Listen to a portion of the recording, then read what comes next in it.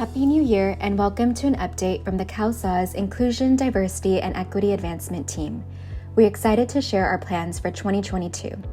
First, we begin with an update on our upcoming initiatives and events from January to May 2022.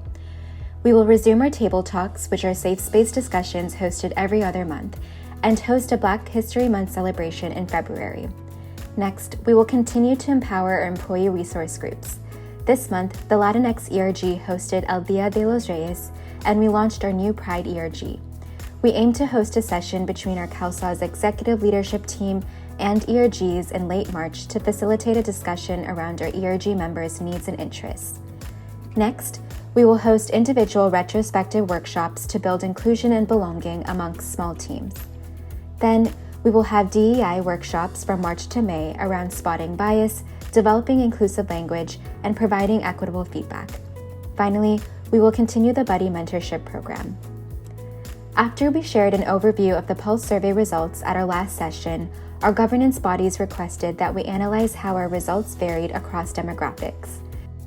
In response to that request, our next topic is to look at our results across racial and ethnic identity, gender, and sexual orientation. In this slide, you can see who makes up CalSAW's as it pertains to racial and ethnic identity. As a reminder, these percentages were developed based on a sample size of respondents who optionally self-identified their demographics in the survey. For the question CalSAW's provides me with a platform to share my own and hear others' diverse experiences and opinions, we received generally positive responses across different racial and ethnic identities, but found that there is an area of improvement to better support those who identify as Middle Eastern. To tackle this, we aim to explore developing a new ERG for Middle Eastern folks. For the question, do you feel like you have mentorship at CalSAW's, we found that those who identified as East Asian responded relatively more positively compared to those who identified as Pacific Islander. Questions that we will consider this year include, how can we provide more mentorship to Pacific Islanders through the AAPI ERG? For the question, diversity at work is important to me, we found that the percentage of people who responded strongly agree was significantly higher for folks from underrepresented racial and ethnic identities. We aim to continue supporting this priority by encouraging attendance and active participation at our IDEA events. Next, for the question, DEI is a priority to my direct manager at CalSAW's, we found relatively higher percentages in the neutral category for those who identify as Black, Latinx, Middle Eastern, and Pacific Islander. We aim to address this area of improvement through the Team Building Initiative, which will enable team leads to discuss and implement DEI priorities. Next, we looked at our results through the lens of gender.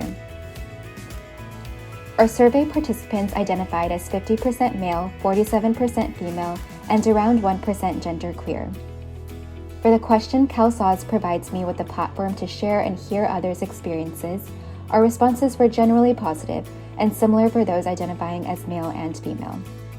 For our question around professional development, our responses were also generally similar amongst the male and female respondents. Finally, for the question diversity at work is important to me, we found that responses were higher in the agree buckets for those who identify as female and genderqueer. Therefore, we aim to continue to offer initiatives that are inclusive of all genders, including representing all genders in table talks, the Buddy program, and other initiatives. Next, we look at our results based on sexual orientation.